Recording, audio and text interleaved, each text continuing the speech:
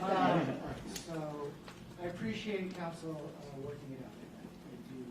I know it's a complicated and difficult issue. I really appreciate you doing it rather than me having to figure it out. So thank you. So I will adopt that language. I am.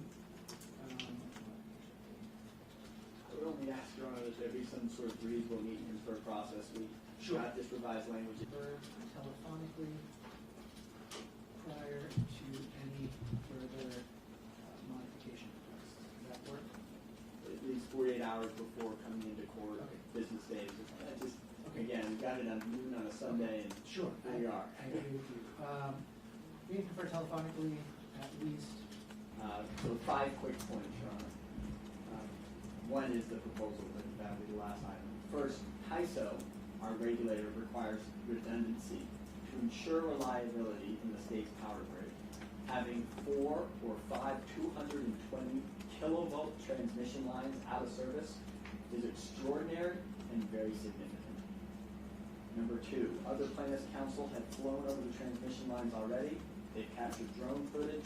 We're not sure why Edison has been unable to do so, but that goes to, and that's relevant because this is an emergency hearing, and they've had the opportunity to do so.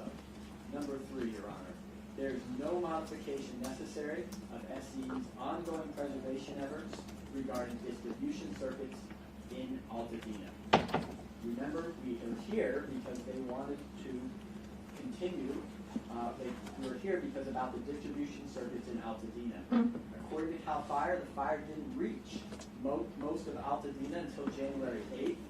We preserved all of the data for distribution circuits. We were always doing that. We provided counsel with that data, SCADA data, on an expedited basis for distribution circuits. Your Honor earlier asked about declarations, saying we have to submit evidence in this. And I want to point Your Honor to 2 declarations that we submitted. I looked at your from last week. Yes, Your Honor. I just want to point out 2 important passages. One is in the declaration of William DeFranco, paragraph 12. He talks about the fact that if Your Honor orders us to start preserving all of the equipment outside of the preservation zone that SE has always preserved materials in, but if Your Honor is to order us to do it outside of that, where again there's no evidence of the fire igniting, no evidence of the fire getting to until at least January 8th, Mr. DeFranco said that this would delay SE's efforts to remove damaged equipment and restore power in Altadena, as well as in other areas of Los Angeles that rely on infrastructure in Altadena for reliable, safe power. I can see that. Thank you, Your Honor. And paragraph 11 of the Ramos declaration is to the same effect.